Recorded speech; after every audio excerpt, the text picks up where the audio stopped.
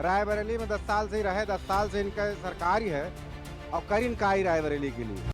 काम उन्होंने अपने स्तर से किया, लेकिन हमारे लोगों के स्तर से हमारे यहाँ रायबरेली में से आपको कोई समझ नहीं। इंडिया गठबंधन जो है वह जीती ही यहाँ से। भाजपा के रहे जो जितना बड़ा नेता है और जितना जितना बड़ा है, ये सब लफाजी करे तो जुट्ठा ही करती हैं।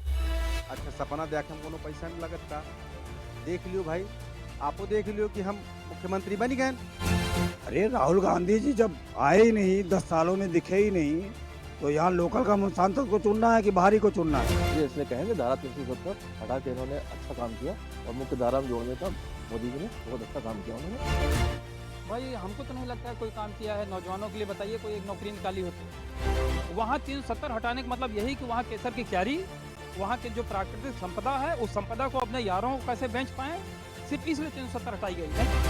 देश के अंदर एक अघोषित तानाशाही है और संविधान को एक तरह से पंच कर दिया है।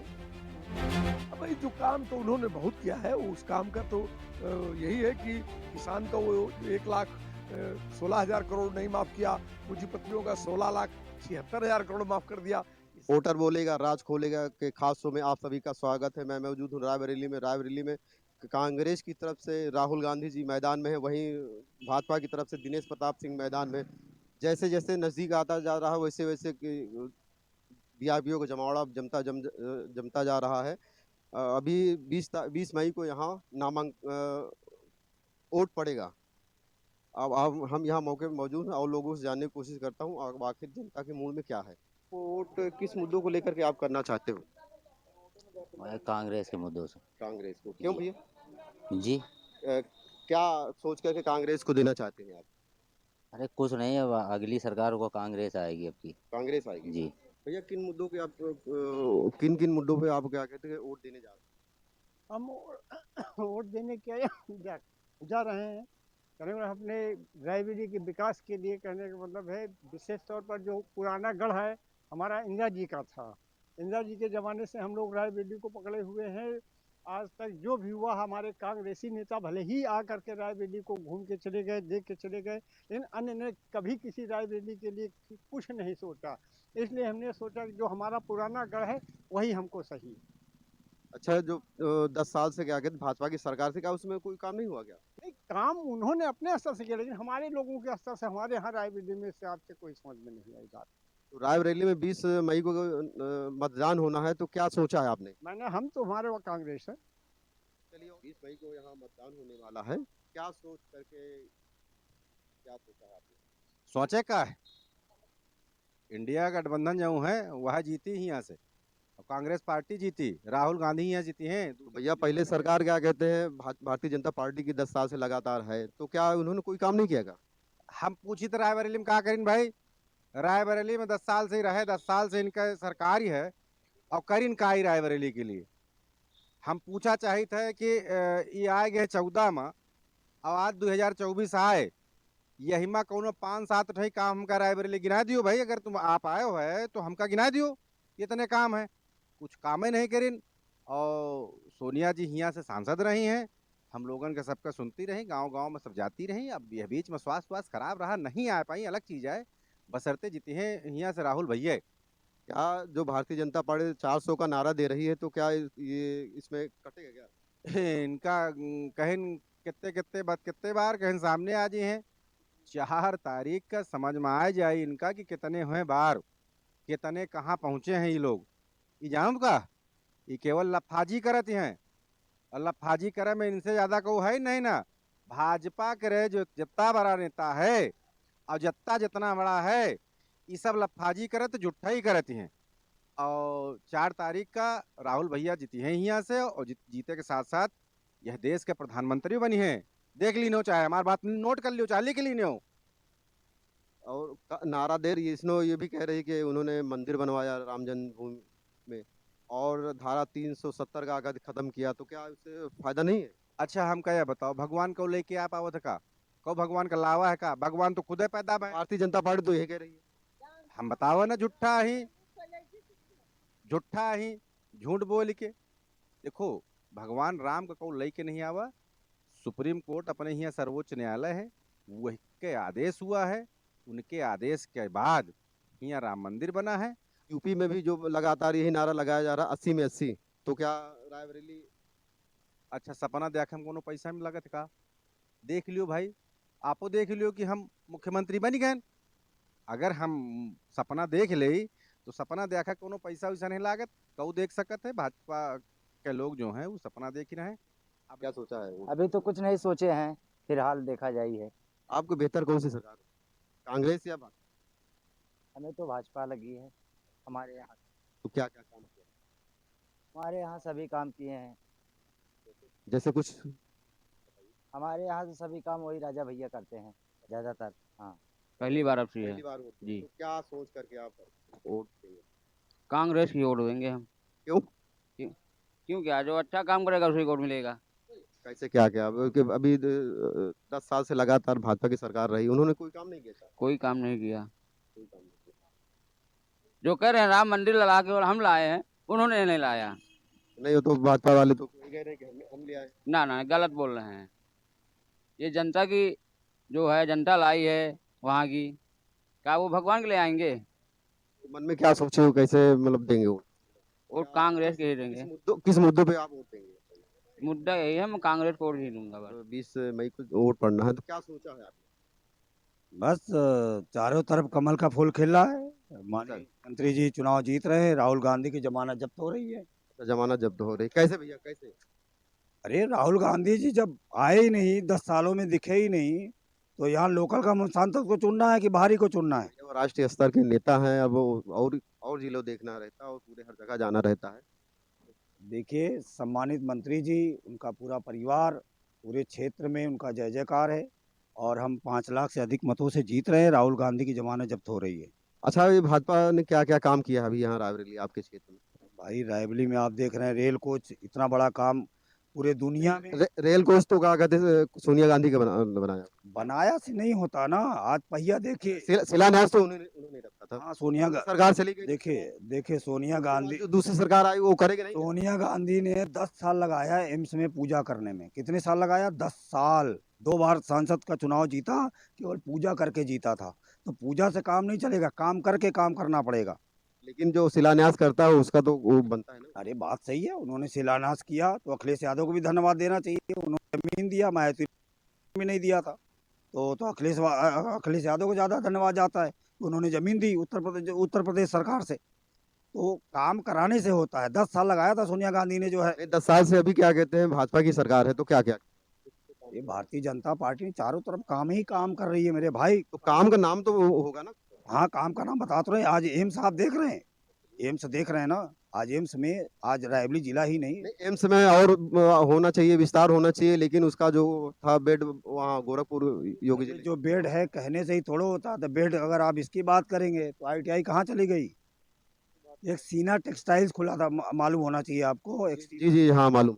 सीना टेक्सटाइल्स, इसी प्रियंका जी से सवाल करिए। सीना टेक्सटाइल्स में इसी रायबरेली के कम से कम 1000-1500 औरतों ने, कोई 25,000, कोई 30,000, कोई 50,000 दे करके नौकरी पाया था। और 3 साल के अंदर सीना टेक्सटाइल बंद करके करोड़ों रुपया वसूली की गई थी अवैध तरीके से।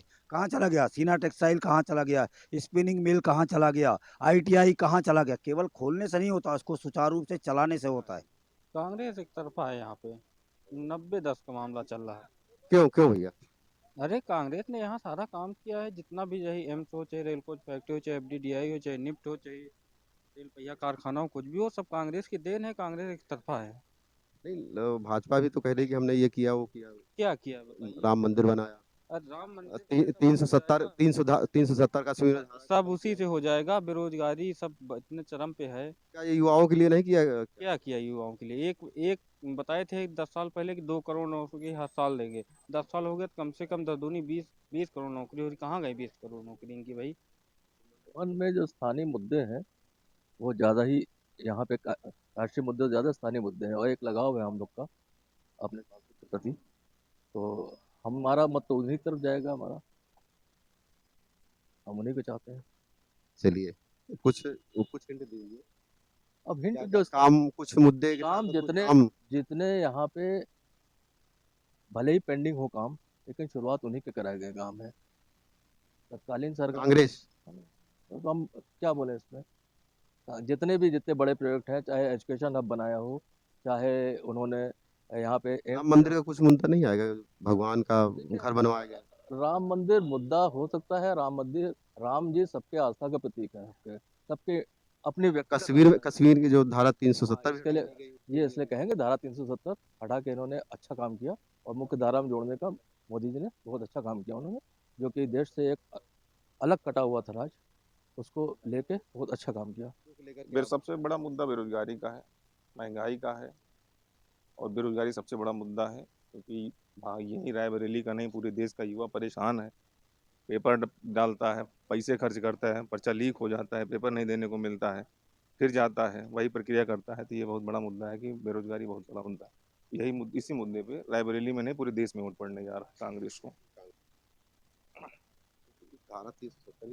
धारा 370 एक राष्ट्र का और राम जन्मभूमि ठीक है, राम भगवान पूरे हिंदुस्तान की देश की आस्था का मंदिर है, और सभी धर्म के लोग, हिंदू धर्म के लोग उसका पालन करते हैं, वो सही है।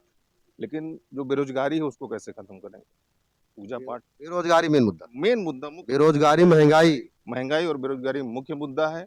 बाकी ठीक है, सब आस्था। शिक्षा को लेके क्या है? शिक्षा का स्तर भी बहुत, आप देखिए प्राइवेट स्कूलों में कि क्या स्थिति है। कई बार लोगों ने एप्लीकेशन दिया, सरकारों से भी कहा, महंगाई बढ़ रही है, शिक्षा का स्तर धीरे धीरे नीचे गिरता जा रहा है, कहाँ पढ़ पा रहे हैं गरीब बच्चे।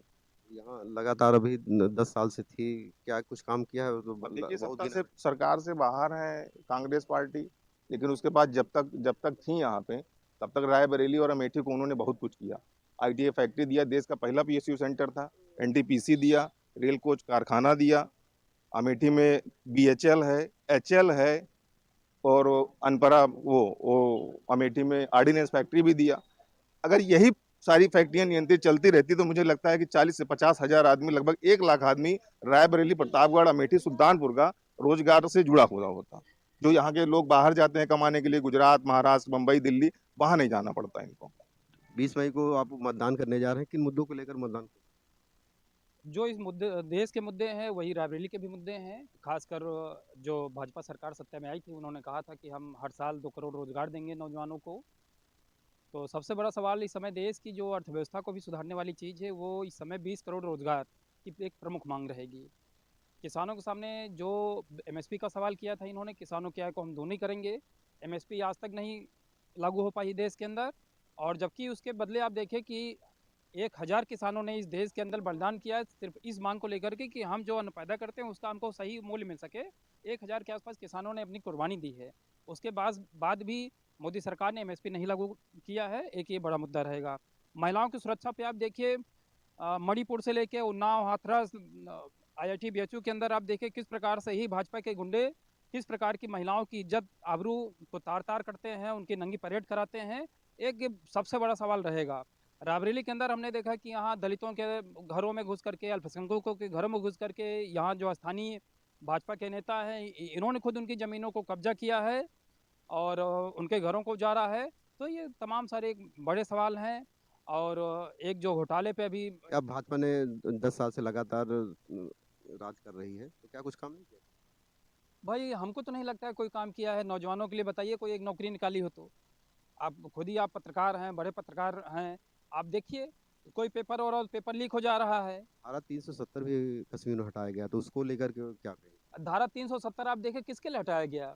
नोटबंदी हुआ, नोटबंदी से आप देखिए कि कोई एक जनमानस का फायदा हुआ तो बता दीजिए।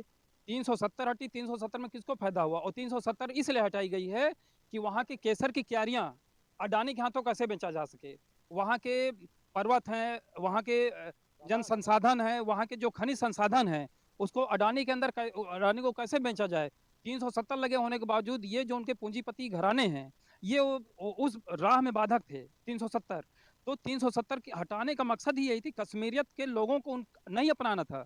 कश्मीरियत अपनानी नहीं है। वहाँ 370 हटाने का मतलब यही कि वहाँ केसर की क्यारी, वहाँ के जो प्राकृतिक संपदा है, उस संपदा को अपने यारों को कैसे बेच पाएं, सिर्फ इसलिए 370 हटाई गई। नहीं तो आज भी देखिए, जो आतंकवाद का हवाला देते थे, हम आतंकवाद खत्म कर देंगे और कोई हमला नहीं होगा, और हमको लगता है उसके बाद और आतंकी हमले लगातार हो रहे हैं। राम मंदिर का तो मुद्दा है, राम मंदिर भी भगवान को बनाया गया है, उसके बारे में अरे भाई, हम कहते हैं कि आप मंदिर नहीं है, भगवान राम को लाके यहाँ प्रकट कर दीजिए, साक्षात भगवान राम को ले आइए। लेकिन जब तक हमारे पेट में दाना नहीं जाएगा, रोजी रोटी व्यवस्था नहीं होगी तो कोई ऐसा, जब भगवान राम थे, जब थे वो, रहे कि नहीं रहेगा मुझे नहीं पता है, तो उस समय क्या लोग भोजन नहीं करते थे क्या? कोई ऐसी अगर माया रही हो कि जादू की छड़ी दिखाई और लोगों का पेट भर जाए, काम ना करने पे उनको भोजन मिल जाए, तो कोई ऐसी व्यवस्था रही तो बता दीजिए देश के अंदर। और बाकी ये सब एक लोगों को गुमराह करने का एक भाजपा का शुरू से ही प्रपंच रहा है। पूरा मन बना लिया है आपको। बिल्कुल पूरा मन है, पूरे देश का मन है कि धर्म और ये हिंदू मुसलमान और मंदिर मस्जिद में न उलझ करके जो इस देश के असल सवाल हैं, जो असल मुद्दे हैं, उस मुद्दे पे इस बार पूरे नौजवान, किसान, महिला मुद्दों पे वोट करेंगे इस बार भाजपा। देखिए, मुद्दे तो पूरे देश में एक ही जैसे हैं कि इस देश के अंदर एक अघोषित तानाशाही है और संविधान को एक तरह से पंच कर दिया है। तो सत्ता के नाम पर एक सत्ता विहीन देश है। हमें एक सरकार चाहिए जो इस मुल्क में है नहीं। सरकार इस देश में पूंजीपतियों के लिए है। आम आदमी मर रहा है, भूख से मर रहा है, बेरोजगारी से नौजवान तबाह है, किसान मर रहा है। तो ये सब समाज के विभिन्न हिस्से एक भयावह मुफलिसी के जिस दौर में हैं, तो मुद्दे पूरे देश के अंदर वही हैं: लोकतंत्र, नागरिक आज़ादी, संविधान की हिफाजत, नौजवानों के लिए रोजगार। 10 साल से लगातार भाजपा भी काम सेंटर में है, कोई काम नहीं किया। अब भाई जो काम तो उन्होंने बहुत किया है, उस काम का तो यही है कि किसान का वो 1,16,000 करोड़ नहीं माफ किया, पूंजीपतियों का 16,76,000 करोड़ माफ कर दिया। इससे बड़ा काम क्या हो सकता है कि 100 लोगों को 16,76,000 करोड़ है और इस देश के 86% आबादी को जो है किसानों के तो खाते में भी 800 किसान महीने जा रहा है। 800 किसान दिल्ली के बॉर्डर पे शहीद हो गए, मर गए, और ये दिल्ली के अंदर उनको घुसने नहीं दिया। दिल्ली ये देश का कण कण इस देश को बनाने वाले लोगों का है और इस देश के नागरिकों का है। कोई देश उसके नागरिकों से बनता है और उसका नागरिक अपने ही देश की राजधानी में नहीं जा सकता है। इस देश के अंदर डेमोक्रेसी जब आई थी तो ये राइट ऑफ प्रोटेस्ट हमको दिया गया था, जो भारत के अंदर फंडामेंटल राइट है। अभी तक क्या कहते हैं, कश्मीर में कोई घर नहीं बना सकता। अब धारा 370 हटने आप कश्मीर में घर बना लीजिएगा कि सामने वाला ये जो पान भाजपा तो अरे भाई भाजपा बना सकती है। भाजपा तो हर जिले में 20 करोड़ का अपना कार्यालय बना रही है। उसने 5 स्टारिक जो है कार्यालय दिल्ली में बनाया है अपना। उन्होंने 60,000 करोड़ रुपया पूंजीपतियों से लिया है। उन्होंने जो है कोविशील्ड बनाने वाली कंपनी से 2,000 करोड़ रुपया लेकर के 140 करोड़ लोगों को मौत का इंजेक्शन लगवा दिया।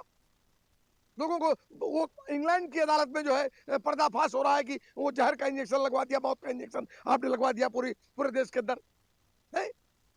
आप पैसे बना रहे हो और लोग मर रहे हैं और आप कह रहे काम कर रहे हैं। हम हिसाब किताब करना पड़ेगा। ये दूसरा देश होता, ये इंग्लैंड अमेरिका जैसी डेमोक्रेसी होती तो मुकदमा चलता और फांसी होती इनको। आज की खबर ने रायबरेली की जनता का जाना मूड, जनता ने दी अपनी राय।